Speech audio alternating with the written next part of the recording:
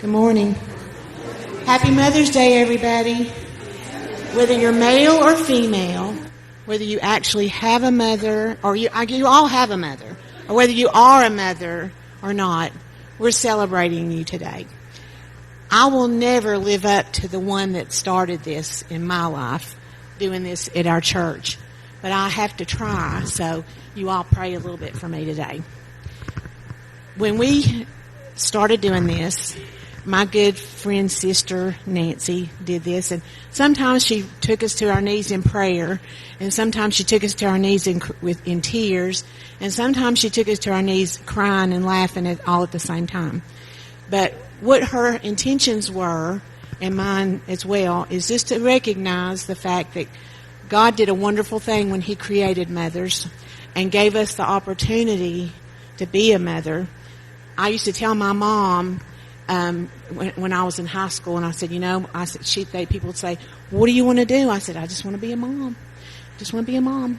And they said, "Well, what else?" I said, "No, I just want to be a mom."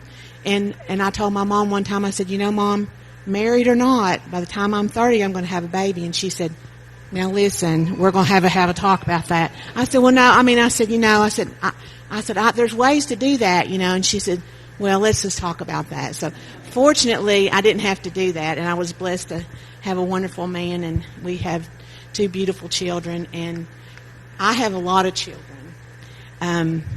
People ask me all the time, "Why do you still work with the football team and do all that?" And they say, "Why do you still do that?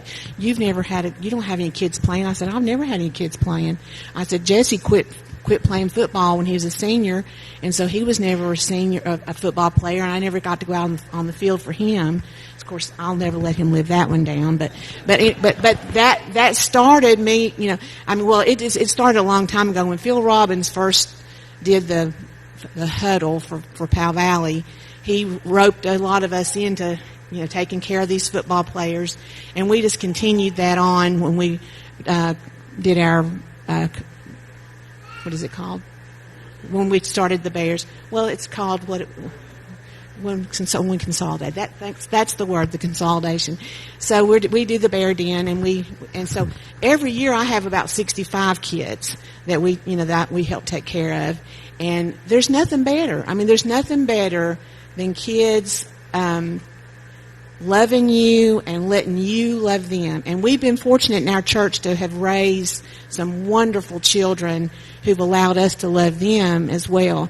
And sometimes when these boys, get to be a certain age, mine's 5, my littlest one, well, not my littlest one, but my oldest one, I guess, is 5, and he won't let me kiss him now if there's people watching. I didn't think that was going to happen until he went maybe to middle school, but I'll say, "Come here and give me a kiss." He'll say, "Is there anybody wooking?" I said, "Nobody's wooking." So I get kisses if nobody's wooking. And so, but the boys like Cody and Andrew and Brad and Michael and Luke and Joshua, they let us love them. They still let us love them. And that's the most beautiful thing for me as a mom, is when they grow up and they're not they kind of have to love you when they're little, you're their whole source of everything. Like Diane said, you feed them, you clothe them, you house them, you pray for them, you help them make decisions, you just pray that they listen and things like that. But when they get a little bit bigger, they kind of have a choice whether they're going to let you love them or not, and we just do what we can. But right now, I want Laura to come up here and help me, because we've got a little job to do, Laura. Years ago, and Betty will remember this, in the flower industry, and I'm sure the flower industry started this to promote their business, but they gave, if your mother was living, you wore a red flower, a red one. If your mother was already in heaven, you wore a white flower. So we always used to just do red and white. And if your mother was living, you got a white one, or a red one. And if she was deceased, then you got a white one. But I like lots of colors. And Nancy liked lots of colors. So we have lots of colors. And so what we're going to do is we're going to give everybody the opportunity to come up and take a flower. and take it to someone in the audience of the congregation that you want to honor as a mother. And if your person that you love and honor is not here, take a couple extra and take them home with you. And you can take them to your special mom. So you want to help me with that, Laura? What color do you want? I knew that. And who are you going to take this to? Mama. Okay, Mama. So Laura's starting it, and I'd just like to invite everyone to come up and pick whatever color you'd like. If you'd like to leave it here, just put it over in the vase here in honor of your mother or in memory of your mother. Okay, what other color you want? And who we're going to take that one to? Red. Okay, who's that one going to? Okay. All right. Miss Laura's going to take care of that. So you all come on up and please take a flower and give it to someone that you care about, or take one home and pass that on. And happy Mother's Day to everyone, and may God bless all of your families.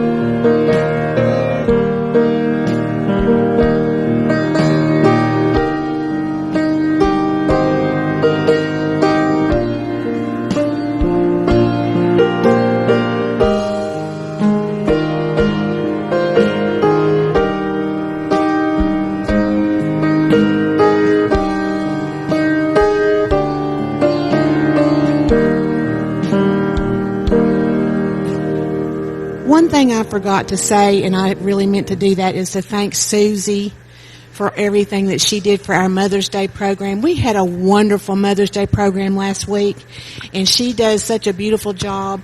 We thank Joan Short for coming and sharing her memories of her mother, and Susie just keeps our fellowship hall and our church looking so beautiful, and I just wanted to thank her for that.